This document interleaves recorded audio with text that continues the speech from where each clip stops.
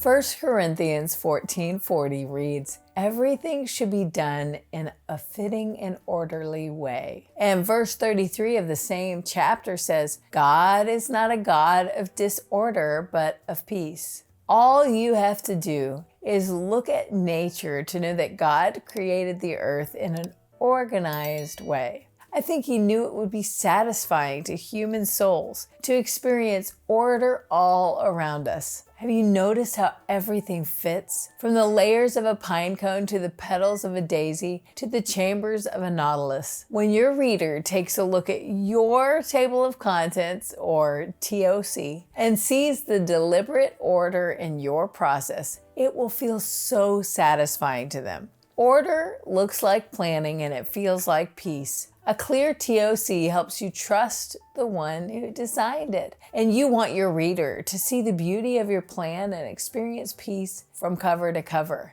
Then they will trust you. It's important to have a strong TOC, but before I tell you how to do it, I'll let you in on a little secret. A table of contents is just an outline. When I taught high school English, I would ask my students to turn in their research papers in stages. The first stage was a simple pre-writing paragraph, a basic pitch for the idea of their paper. Ideas come before anything else. But after ideas is order, and when I asked my students to enter the second stage and turn in an outline, a logical process for how they would present their idea, there was considerable pushback. Many of them, and by that I actually mean most of them, asked if they could turn in their outlines after they turned in their rough drafts.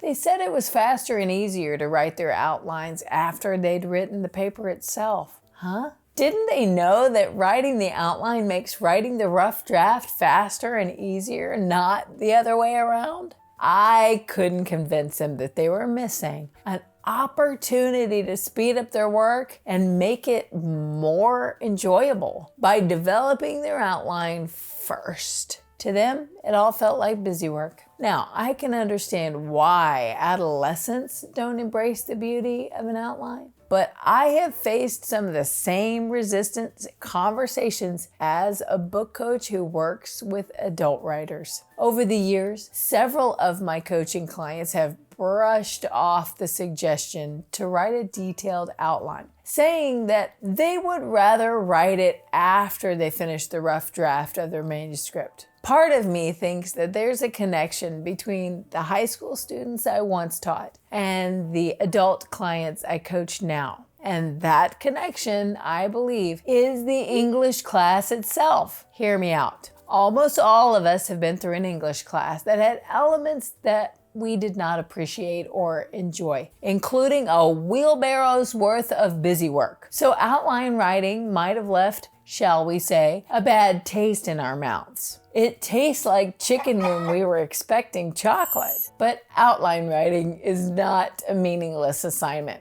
If you write a detailed outline, it will eventually become your book's table of contents, and your reader is going to see this before they read another word you've written. So think of your outline as the first impression, and that's very important. When I show you what a detailed, process-driven outline can do for you, you are going to be delighted to do it. So decide right now that you're going to love your outline. If you follow my advice and put your outline to work within your document, instead of just setting it aside, never to be consulted again, then you're going to find writing your manuscript will be a pleasure, and your outline will have an important role as your table of contents. So take a moment, turn and look closely at the TOC from the last nonfiction book you read. Notice how the author broke up his or her message into chapters and then into sections or units. When you were in your high school English class, your teacher tried to explain that these primary divisions were the Roman numerals of your outline. Is it all coming back now? Getting this far is what I call a level 1 outline. And I've seen some new authors only make it to this point before they stop outlining and begin writing the manuscript.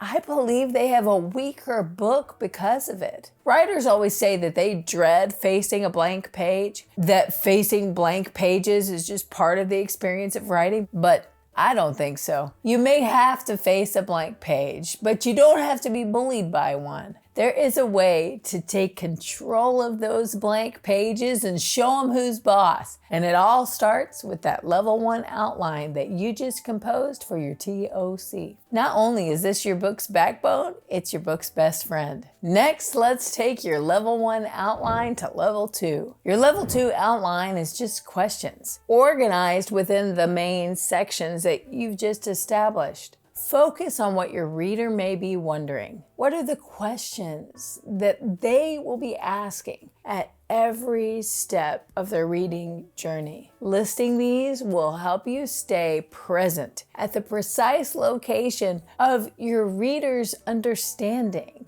and you'll resist jumping ahead of yourself. You can't address your reader as if they are already at the final destination if they aren't even close yet. You need to focus on providing the answers that they seek right where they are. What are they asking in chapter 2, not chapter 12? This is the tedious planning that creates a really fabulous book. Developing a level 2 outline that answers a list of questions for your reader will help to keep the two of you connected. To discover the questions that your reader is asking or will be asking, you may want to sit down and have some interviews with potential readers of your book. Ask them the kind of questions that they want to have answers to. Or think back to your own questions, the things that were constantly on your mind as you walked through the process that you're explaining in your book. List as many questions as you can, all categorized within the steps of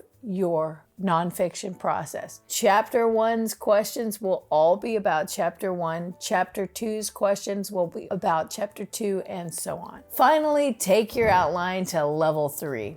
That is where you list your specific chapters, the divisions that you want in each section. My advice for you at the level 3 stage of creating your outline is to think of your chapters in terms of a pattern. Remember, humans are satisfied by a sense of order and peace, so you can title your chapters with that in mind. Some authors do this by beginning the first word of every chapter title with the same letter. Some authors create a pattern by repeating the ends of the words in their chapter titles, like shun or ing or ed. And some do it with rhyming chapter titles. It bears repeating that there's an important reason for doing this. As you create your level 1, 2, and 3 outlines, you are actually listing out that table of contents in magnificent detail. And if you think of the TOC as the first page of your manuscript, then technically by doing this, you've already moved from the planning stage to the writing stage. There's no reason to skip it. Your pen is on the paper. Letters are being typed. The good and quiet work of authorship has already begun. But as your coach, I feel I must warn you that from this point forward, there will be 2 voices battling to be heard inside your head. I call these voices the captain and the kid. If you've ever flown on an airplane, then you can relate to this analogy. The captain flies according to the flight plan and speaks with calm authority when he comes over the intercom to make an announcement. He doesn't speak often, but when he does, it is to say something important. He knows where he's going. He understands what's happening. He's ready to explain. The captain is order personified, and you can easily ignore him.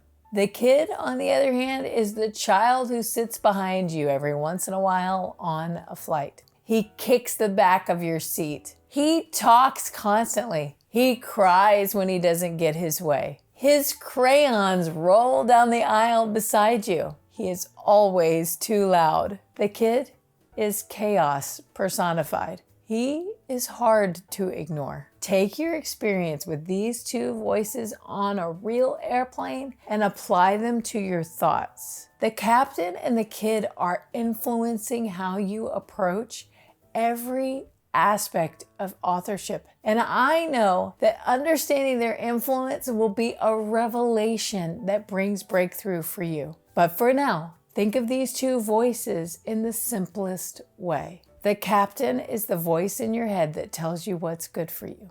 The kid is the voice in your head that makes doing what's good for you difficult. You're not going to want to write a detailed outline, but trust me, the captain needs a flight plan, and so he's asking you to do it. It's good for you. If this video was helpful, please share it with somebody who's looking to write a book. They need encouragement just like you do. The kingdom needs more books that will point people to Jesus and encourage them along the way.